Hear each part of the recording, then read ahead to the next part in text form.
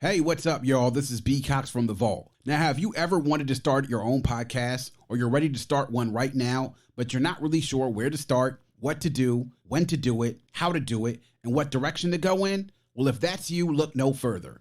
I'm starting a podcast roadmap workshop. Call it the Podcast GPS, where you can learn a proven system that will be both effective and efficient. It will take you from that idea of having your own podcast all the way right up to your podcast launch.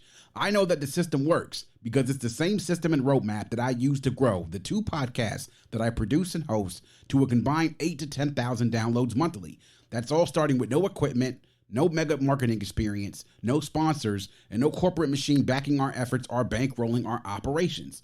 It's a 6-week course, and at the end of the boot camp, you will have all the following: a proven system for creating and planning episodes, an equipment list that aligns with your capabilities and won't break the bank.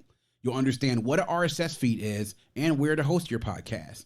You'll have confidence in your new podcast idea. You'll learn how to record, edit, and add music to your show, and also get a launch roadmap to start distributing your podcast everywhere.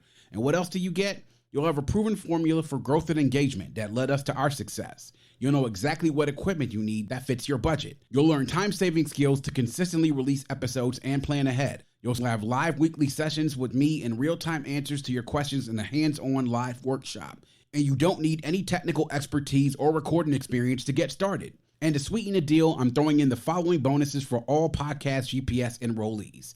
You'll have access to my royalty-free music library to use within your podcast without worries of copyright claims or expensive lease terms. You'll have my secret episode planning workbook that will help you plan your episodes and set up your recording and production schedule. It makes episode planning super easy.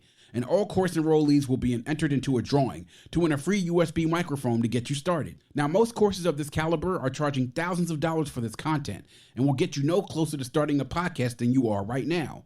But guess what? I'm offering this course at a fraction of the price of those courses. However, I'm only limiting it to 12 open seats, and this course will sell out. Do you want to be left out in the cold or wandering with no idea where to start? If not, you want to act now. And if you're ready to get started and want to start this journey, visit us at vaultclassicpod.com/podcastgps to schedule your free consultation today to talk about starting your journey now. Welcome to the Vault Podcast, classic music reviews, presented by IV Creative. Now, here's your hosts, B. Cox and the crew. Greetings and welcome, ladies and gentlemen, to another edition of the Vault Podcast, classic music reviews. Presented by IV Creative, it's a perspective of the classics from a fresh point of view. We appreciate you for taking your time and lending your ears to our perspective. You could be anywhere listening to anything, but you're right here with us, so we thank you. With you today is yours truly, B. Cox, and with me, I have my boy in the place to be, J.O., of course, helping me to break down the classics once again. It's our first review of the year, y'all. Of course, we got started this year giving you reviews and recaps of what's to come, what we will be reviewing for the years of 1992 and 1997. We also did a feature on the movie Juice, and of course, y'all heard our latest bonus episodes about Record Release Tuesday. So we want to make sure that y'all had some good content coming in, but we're getting into our first review this year, y'all, and what is going to be an action-packed year. Once again, shout out to all the listeners stateside and worldwide.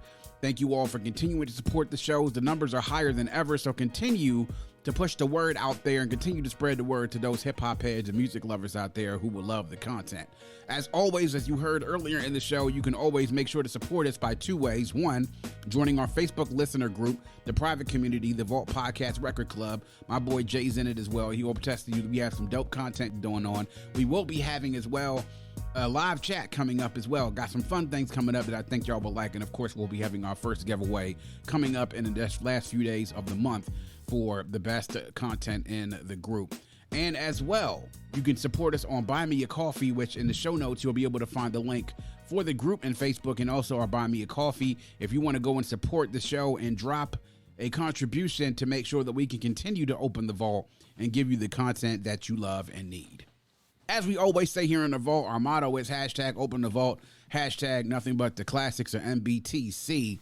And Jay, our first review of the year, takes us back, of course, to 1997. And this album is something, we talked about this film earlier, Juice, that we said that it was a cult classic movie. Well, this album is a cult classic album. Definitely something that when it came out, touched a big portion of the masses because of one of their singles, but I think the album itself has grown a cult following over the years, especially the 25 years since it came out. So, of course, this is our first one up on tap for 2022, and then we go back to 1997, and we go back to January 28th, and the debut studio album from Camp Lo, Uptown Saturday Night, released on Profile Records, distributed through Arista Records.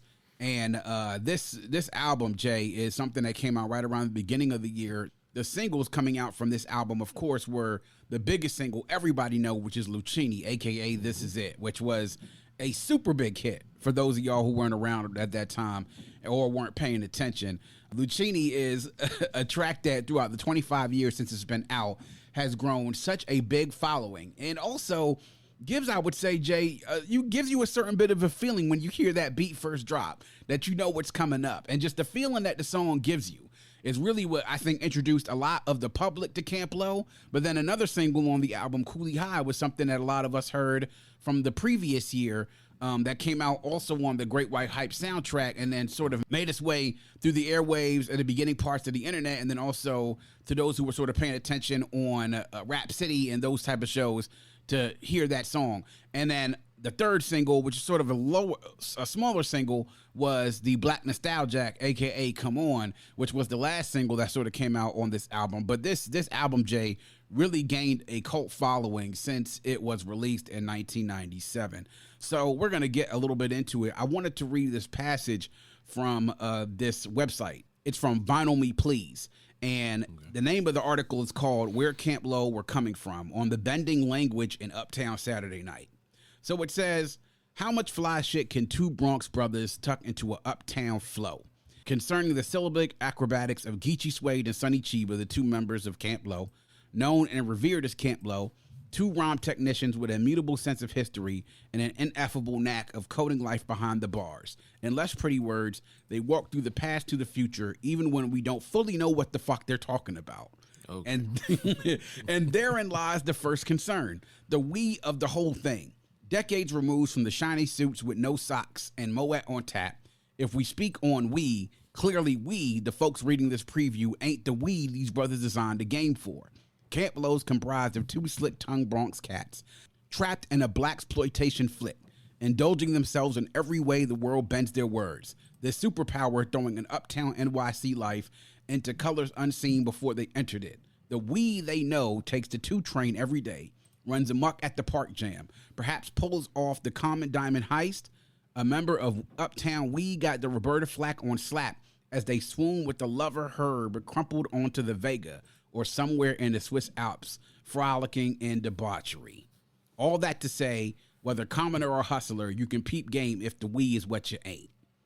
Interesting. And I think I wanted to read that because I was doing my research in this album this week. I thought that this was a telling paragraph that sort of wraps up what Uptown Saturday Night was. And, you know, listening to it this week, I actually had to dig a little bit further into it just upon first blush, because I didn't want to get caught up in the fact of, you know, the air of recency of getting involved in what my ears are listening to now and not really fully capturing what the moment was back then, and also appreciating it for what it is now. So we're going to go ahead and get into it. And with that, we're going to get it kicked off. First thoughts and reflections. So, Jay, we're going to get started off. I'm going to kick it to you, and let's talk about Camp Lo's Uptown Saturday Night. So just a flashback of where you were when you first heard the joint, especially when you first heard Luchini, and then the album when you first listened to it, what you thought about it back then, and then listening to it now, what your thoughts are. All right, bet. So, yeah, of course, flashback to 1997. Was in high school, 10th grade to be specific. Mm-hmm. Yeah, of course, like with everybody else, like the first song I heard was Luchini, so you know how the joint kind of starts in with that like retro type of, that beat with that New Yorkish feel, you know what I'm saying? Like, because I always thought Camp Lo was kind of retro, you know, with the whole 70s theme, even though like a lot of production came from like sampled like 70s music, but they took it a step further as far as like the wardrobe and like, you know, the lingo and things like that. Heard Luchini, and of course production was slamming and the flow was slamming. Of course, I had the same gripe, which you kind of touched on earlier, like what the hell are they talking about? Right. Like, you know what I mean? And then so okay, I'm thinking like I'm steady like nod my head. Okay, obviously I rock with this joint. So end up getting the album. Listened to it, like, being thoroughly satisfied with it, but still with that same complaint, like, what are they talking about? Right. Like, yeah. I mean, because I was somewhat hip, like, what I'm saying, like stuff from the 70s and all like that, but for them to put it into, like, rhyme form and all like that, it's like, again, what the hell are they talking about? Yeah, right. and that might be a recurring theme of what I'm going to say throughout this whole episode. It's just heads up. Yeah. Fast forward to now, it's still pretty much the same thing. Like, what the hell are they talking about? Because I mean, I've heard like other stuff they put out more recently, and it's still kind of the same. Yeah. The same consistency in that sense. Yeah. But yeah, I'm trying to think what else was like back then. Like, one thing I did like, I mean, I don't know if you recall this, like, but remember when their videos, like, they would be the main song, then the end of the song would be another song they introduce? Yeah. Oh, yeah, absolutely. Yeah. Yeah, so I love, like, like, of course, I was rocking with Luchini, but then Swing came on. I think it was Butterfly from Diggable Plants, if I'm not mistaken, on that joint. But, little bit they came in there, dun, dun, dun, dun, dun, dun, like, dun, dun, dun, dun. Let me wrong. And then the same thing with, I got mine, and that's my thing. Yeah. Yeah, so then the same thing with, I think it was, Black Nostalgic. Yeah, Black Nostalgic. Yeah. Was rocking with that joint, like the video, of course, like the whole Good Times theme. But then at the end of the joint for Crystal Carrington came in. That shit just sounded so sinister to me, like like them some type of 70s like crime syndicate type shit. Yeah, exactly, like a caper. So like a caper, exactly. Yeah. Right, exactly. You know what I'm saying? Like they about to tell you like hop in, like you about to get on some type of like high speed chase or some shit. Absolutely. Yeah, so like definitely animated dudes and everything like that. But again, my whole thing is like, what the hell y'all talking about? Yeah. Now, I think that's something that everyone sort of, about with Camp Lo, and I think that's part of their allure, what makes people so intriguing, because I'll sort of get into it in a little bit, but I was a little bit remiss. So the producers before we got into a runtime of 54 minutes and 19 seconds, recorded at D&D Studios, the famous D&D Studios, and New World Studios in New York City. Makes sense because of who they working with. Runtime of 54 minutes and 19 seconds. The executive producer, Ill Will Fulton, and of course, the majority of the production on this done none other than Ski, a.k.a. DJ Ski, a.k.a. Ski Beats.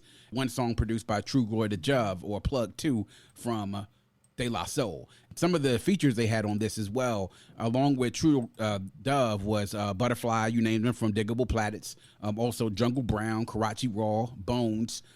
So those were the features that they had on this album. The cover of the album, as you mentioned, the Good Times theme that you sort of had from Black Nostalgic, was a homage towards Marvin Gaye's I Want You, which featured the painting of Sugar Shack by Ernie Barnes, which everybody remembers from Good Times. So, that's where the eye kind of got caught from the album cover, that iconic album cover that nobody can forget by looking at it. So, but my take on Camp Lo and Uptown Saturday Night. So, I mean, again, like you, I heard Luchini, but then I remembered once going and listening to the album and digging into their catalog that I actually heard Coolie High before I heard Luchini. But obviously, Luchini is the single that grabbed everybody's attention because you remember watching that video as it came on Rap City, because I think that was the first time I saw it, and then I ended up seeing it on the box like many different times after that, because, once people grabbed a hold of a video and it got onto the box and people started grabbing onto it, and you would see it on the box like randomly. And of course, there are some throwbacks. There are some guys that, when listening to them and also seeing the videos and the visuals from not only that album, but albums afterwards, they really are sort of like a mixture of so many different other things. I mean, it's like the 70s culture, and then it's sort of like that whole slang, like, what daddy vibe, like cool cat, like dudes strolling the avenue in a Cadillac with Kangos and, and fedoras and leather jackets with corduroys, you know what I'm saying? With some la-la rolled up in some papers, you know what I mean? Like smoking a spliff and some papers, riding on the avenue at 25, 35 miles an hour. They weren't really gangster, but they talked about some gangster shit in some of their rhymes. I mean, it's one of the things I could pull off from a couple of the songs. They were talking about, a heist and shit like that. Other times when, of course, a fight, them looking for a dude and a confrontation that they had, but it was really like sort of like smooth, laid back. Like listening to it back then, of course, it was head nodders because the production on this by Ski is ridiculous. I'd even say, man, of all the albums we'll cover in 1997, this is definitely in my top 5 of best produced albums. As far as the beats are concerned, and the production is probably in my top 5 of albums in 1997, just off for production alone. But then when you get into Geechie, Suede, and the Sonny Cheeba, even back then I could sort of notice the sort of the dichotomy between the two of them, the different styles between Sonny, Cheeba, and Geechie Suede. And Geechie's got that sort of like, sort of somewhat rapid fire, not sort of rapid fire, but sort of staccato, but it's he was smooth with it. And then Sonny Cheeba was a different type of smooth. And that voice that he had, again, we talk about unique voices in hip hop. Sonny Cheeba had a very, very unique voice. His flow was very unique. And as you said, there is times when you listen to it and you're like, damn, this shit sounds smooth, they flowing, but what the fuck are these niggas talking about? Exactly. It's like, you do struggle to, and I dealt with that the first time because I'm not gonna lie, I listened to this joint this week coming up, getting ready for the review of this album, and it was the first time I think I had listened to it in a while, all the way through. So I found myself the first time listening to it more so focused on the words and seeing like, the rhyme patterns and everything else. And then I kind of got lost into the reason what made me intrigued by Camp Lo in the first place. It was the production. It was the fact that it seemed like a throwback and they were sort of like transporting us through a different sort of time, a time that existed in New York, a time that existed in America with cats when they were sort of talking, and sometimes you really didn't know what the fuck they were talking about because of the damn slang, and it became translatable through time. So after listening to it a couple of more times over the week, I sort of said, yes, this is the reason why I fuck with them back in the day. It really is that smooth flow that even whether they were rhyming, and I sort of likened it to the fact that, I don't know if you remember, Jay, listening to Little Brothers to Listening, and on whatever they say, Fonte's second verse, the nigga didn't rhyme an entire word, and he let you know at the end of the word. It was just so smooth, though. At the end of the verse, he said, I got your head still bobbing, and my verse didn't rhyme. So it was like, okay. So I likened it to that word, to that phrase that he said in that rhyme. It's like sometimes these niggas weren't rhyming in their rhymes, but the shit was just so smooth. The delivery fit the beats that they were rhyming over that it was just like, oh, okay, this is why I fuck with these niggas. You know what I'm saying? Even though I can't decipher everything what the fuck they're saying. I don't know what the fuck some of these songs are about, but, it's clever. Like the thing that they said about in the article, bending their bending vocabulary. That's what I think more so than anything else is that what sort of caught me up. The style was unorthodox, but it wasn't unorthodox in a bad way all the time. It was something just that you had to sort of decipher it, sort of like learning a foreign language, right? Like what you hear a foreign language for the first time and you're like, what the fuck are these motherfuckers talking about? But then when you take a class and you understand what the words mean, then it's like, okay, I get it. And that's what I think it was with me for Camp Lo, especially after listening to him for not listening to this album all the way through. So there was my first reactions. And to me, I think, like I said, the production on this is really the soundtrack. Like you feel like you're back in a 70s movie. Like I almost sort of feel like the same way listening to this, like the way that I did listening to Silk Sonic, because the music was so throwback, you know what I mean? Yeah. Like it really felt like you were back in the 70s. And shout out to Ski Beats. We know Ski does his thing. As a matter of fact, Ski was pulled off of this project to go produce for Reasonable Doubt. So while he was crafting this joint, he was actually tagged by Rockefeller to go produce those 3 tracks for Reasonable Doubt. And we know what a classic that was. So yeah, man. So now we'll go into our next segment and we'll kick that off. Highlights and lowlights. So highlights, Jay, we'll go ahead and ask you, man, what were your highlights from listening to Uptown Saturday Night and any lowlights if you have them? Highlights, of course, would be Luchini, Crystal Carrington, of course, Coolie High. Mm-hmm. And, I might ruffle some feathers with this one because, like, I've talked about this album with other people, but I was rocking with Nero League, too, man. Yeah. Okay. Yeah. Yes. Really rocking with that joint. Yes. Did I say Black Nostalgic? I don't think I did, but nah, you didn't. Say there's a highlight. Okay. Killing Them Softly, I was rocking with that one. Oh, yeah. Mm-hmm. Lowlights. Man, I would skip past Sparkle. Not saying it was whack, but like I would just tend to skip past that one. Yeah, okay. And Rockin' in Spanish Harlem, I would say. Mm-hmm. Okay. Those are your lowlights. Yeah. True.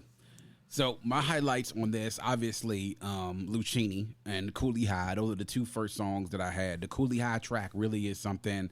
I mean, that really does take you sort of like in that. I don't know what the word I guess you could think about, like sort of like that fantasy music that you used to hear back in the 70s. It sort of transports you to a different place. Like just the feel of that song from the beat to the flow sort of just takes me to like, that Journey to Atlantis, you know what I'm saying? Like Right. sort of like that fantasy music with the strings and like the synths and everything like that, just psychedelic, sort of takes you to that place. I mean, Luchini, that speaks to it itself, man. Like you could make an argument that Luchini is probably a top 50 hip hop song of all time. Like once you take the beat, the lyrics, the hook, and everything. The hooks on this joint, I think, were all phenomenal. I mean, I think that's one of the highlights to me overall about the album. Crystal Carrington, obviously, like you said, that music, that beat, and what they were talking about, like it sounded like a caper. You know what I mean? Like caper music, like, you know what I'm saying? Like a 1970s, like a crime series, sort of like Mod Squad. You know what I'm saying? So, like, you felt like you were going through some shit like that. B-side of Hollywood, obviously with Dove. I mean, that was really cool to really see the collaborations on this between some other MCs. I thought was a highlight as well. Hence one of the reasons why I loved Swing with Butterfly. I mean, it was a really short track. It actually is the shortest track on here, but really impactful, especially that beat and then the sort of Geechie and Butterfly going back and forth on that. So. Gotta love that. I had to say Swing too, but yeah, rock with that one. Yeah. Black Connection, I thought was another good one too. Killing Them Softly, sort of the play that you get between Geechie Suede and Sonny Cheeba, which the back and forth between the two of them, I think, is sort of a highlight to me as well, because you sort of get that contrast between the two of them, and you get sort of like that staccato, sort of rapid fire flow from that, and then you get sort of the smooth talk. Like I kind of feel like Geechie was probably, if they was a couple of cats growing up in the 70s, Geechie was that guy that was sort of a little bit more direct, and Sonny was sort of like that smooth talking, like, hey baby, what you know, jive type shit. You know what I mean? Like the cool player. Like the one, because he was the nigga in the video was always smiling, like he had a permanent grin on his face. You know what I mean? Right. So, True. But yeah, I mean, I love Negro League and Nicky Barnes too, Black Nostalgia. I mean, to Low Lights, I would have to agree with you. Not to say that Sparkle is a bad song. I actually like the Mr. Midnight mix better than the original one. Another one, I mean, Spanish Harlem probably would have to be another one. I mean, it's just another one. It's just a song that's kind of hard to sort of, as a contrast to the other songs. Like the other songs sort of have this feel to them, and I don't think you really get the same thing with Rockin' It in Spanish Harlem. But for that, other than that, man, really the only lowlights that I have, I mean, obviously it does take some time to really get used to and listening to what the fuck they're talking about. I mean, but there are some songs that if you go through and listen to them again, you can get the idea that this is the theme that they're sort of talking about, especially with Swing. You know what they're talking about during Swing. Same thing with Black Connection and Killing Them Softly. I mean, Black Nostalgia is a great, that's just like literally like just out of a scene in Good Times. You know what I mean? So yeah, I mean, those are the highlights. Obviously, overall, the production I think here is great. I think Ski has a really good chemistry with Camp Lo, and it's crazy because he's the one who introduced Sonny Cheeba and Geechie Suede to each other. They met each other and decided to form a group, and it took a while for them to get on, and Ski really formed a connection with them, and you could see that connection has fostered itself over not just this album, but a few other albums he's produced for them in full. And we know at times when you have a situation, hence the Nas albums with Hit Boy that we've seen recently, even with Gangstar, with Guru and Premier, when you have one producer that sort of works with the artist and they carry that through the whole project, how you can sort of get a cohesiveness with that. So yeah, I mean, those are just overall, like I said, the contrast between Geechie Suede and Sonny Cheeba, the guest spots on here, a couple of tracks that I could sort of do without, but other than that, man, I think very, very good overall, and not a whole lot that I would skip. Notable Quotables. So now we get into notable quotables. Jay, we want to see what you had possibly for this. What's your notable quotable from Uptown Saturday Night? Got two, and actually I'm gonna start. The first one was from Negro League. Okay. Matter of fact, it was Geechie Suede's verse. Like, I actually remember listening to this on my way home one day. Like, I was about to cross Riggs Road on the Eastern to go to, past Eastern Avenue. I just remember like stopping almost like not in the middle of the street, everybody, but like right before like I crossed. So like, I just had to listen to this verse. He was like, and trying to get through it because he was just the way he was just flowing. I don't know if I can capture it. He was like, yeah. We position this to search of a sunny merchant, our mosquito, underthing the Gambino, find a spot in Rio, my clear from trying to clinch the creek and torpedo the Hummer. I'm announcing the fall of Versace face, and because the rise of the unforbidden true and living Bronx seas due to love, nothing else, keep it low. Like, yeah, I think I remember that verse. Like, did that verse, like, yeah, man. And then like, I mean, not to say, I mean, everybody else got off on that too, but like, he just like took over that song, in my opinion. Yeah, he did. I think he definitely had some highlights on that joint though. Definitely his flows on that joint. Yeah. And then another one's from Sonny Cheeba and Crystal Carrington, like, and again, this still falls in the category of like, what the hell are they talking about? But it just sounded so smooth. Yeah. Give the caramel, the Cinderella, hold the fella tight. Mac the octopusy, do the wah, Tootsie for the night. Call me by my first name, Cheeba, sip the tame divas in my sex. Get the intersect, it's the kid. But she make me want to holler, pass $1 with glass. Sucky for the nookie, meditating on that ass, Dr. Feel Good. But I feel good when I splash, keep me high, maybe either Hunker Pie, SeaWorld. Flows like a mug, but like, what are you talking about? Yeah, you can pick up a little bit of stuff in there too, but yeah, it's like it does sort of take you off into a direction. You're like, all right, I was following you for a quick second, but now I'm lost again. So yeah, I feel you. Yeah. So my actual notable quotable comes from Swing, and it's from Geechie Suede's first verse after, in the beginning of the song. It definitely is one of my highlights. It's like, the photographs the stash to the alley bar, the handy splash, trying not to crash, swerving, got the lala on the dash, getting bent up in the armored truck, stuck in Ford's glam, shit is candy yams, now we moving on to Asian land. They're using the cyber vision for the Valentino Gorbani, fuck Armani Butters, we above these climbs, heist the harbors, word to God, fathers getting bleed, chasing on somebody down to Venice, telling my son about alley running the ways, that's how we got it, cuz now they got us blaming at the fuzz, it's all gun and poses, out in the bed and rovers getting shugged, wrap him in the rug, leave him on the roof till he stink, hit the pool hard, flare the calico and watch him blink. Moving on to Picasso's, painting my portraits in the condos, because when the low blows, only the low does when dough knows. So, yeah, that was a great way to begin that song. And then being able to have Butterfly come up after that and follow that up with a nice verse.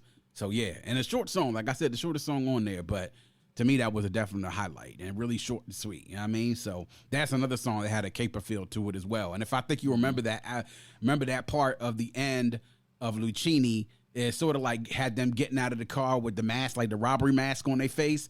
And when they started that joint and then he got in the joint, they both took their mask off and it was rapping. So, yeah, it sort of had a caper feel to that one as well, man. So, yeah.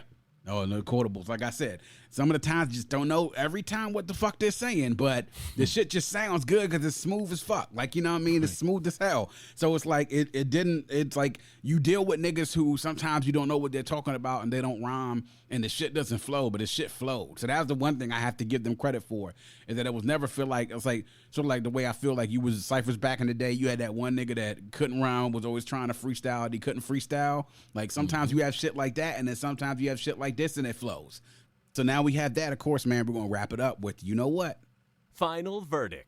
So, Jay, here we are, man. We reviewed the album. Now we're here, time for the final verdict, the test of time to see what it is. Do we think it's a certified classic, borderline classic, a classic just in its time, or not a classic at all? So what say you about Uptown Saturday Night with Camp Low? I'm not going to lie, I wrestle back and forth with this. I mean, given like the confusion of the lyrics and everything, but I'm still going to give it a classic rating. Okay. Out of 10, what would you give it? I'd probably say 8 out of 10. 8 out of 10. So I'm going to go certified classic as well, and I'm going to go 8 out of 10 as well with this one. I think that the cult following of this album has really brought it up. Exactly. I mean, I thought that over the years, people have understood, really production-wise, this is just amazing. This is 10 out of 10 production-wise. It's Ski Beats probably at his finest, some of his finest work that he's done over the years, and that's saying a lot. What he's produced and what he did on Reasonable Doubt, what he did on Volume 2, what he's done with this joint, other stuff he's done with Camp Low, other rappers. So really, you got to give him what he's done with Currency, you know what I'm saying? So this is probably, I think, some of his best work that he's done in his career. Lyric-wise and flow-wise, I'm probably giving it somewhere between a 7 and an 8 out of 10. But I think the flow makes up for anything in regards to you not being able to understand all the time what they're saying. But it is a throwback, and it does sort of take you back to a time, and brings you back to a time in history and that slang that really wasn't something that was frequent during that time, and they were different. They were a different kind of cats. They weren't gangster, you know what I'm saying? They weren't, corny or nothing like that. They really kind of fit into their own lane, and they stayed in that lane. So I always kind of respected them for that. And this really was the album that started it all. So certified classic, 8 out of 10. Jay says 8 out of 10 as well. For Camp Low's Uptown Saturday Night, definitely one of the most requested vinyls out there for people to have in their possession. I think I was looking around, Jay, and I was looking in the record stores online just to see if this is available on vinyl places.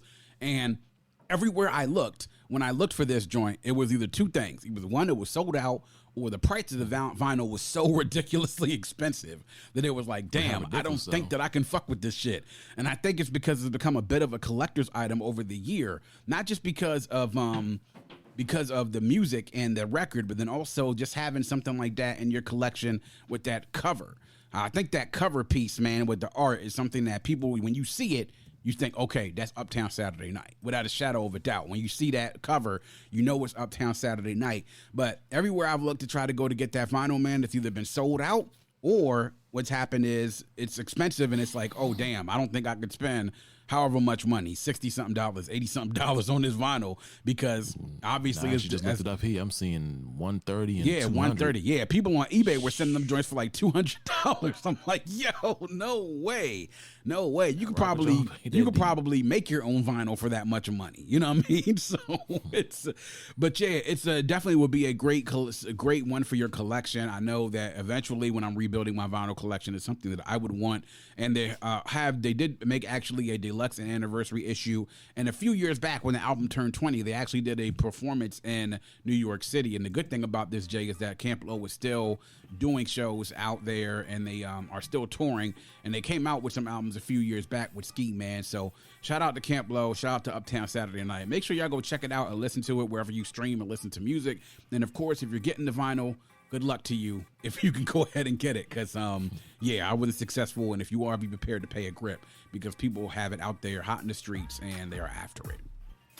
And that is going to wrap up yet another edition of The Vault. Please make sure that you are checking us out on our host on Red Circle. You can also visit us on our website, vaultclassicpod.com. That's vaultclassicpod.com. As you're on the website, you can listen to all of our episodes, get to all of our streaming sources there, as well as all of our social media pages. You can write a review, leave us a voicemail, join the mailing list, and of course, visit us to get to our private Facebook community, the Vault Podcast Record Club. Click on the link to get to the Facebook group, answer the questions, and you're in. And then, of course, our Buy Me a Coffee. You can go there, support the show to make sure that we can continue bringing you content that you love and need to hear. Visiting vaultclassicpod.com. Once again, that's vaultclassicpod.com. And you can reach us on social media on @VaultClassicPod on Instagram, @VaultClassic on Twitter, and the regular Facebook group for the podcast, the Vault Classic Music Reviews Podcast on Facebook, and also search for it on YouTube. Subscribe to the channel on YouTube, like the Facebook page, and of course, join that Facebook community when you can. We do it here all for you. We appreciate the support, and if you have a friend, tell a friend, and make sure that that friend tells a friend.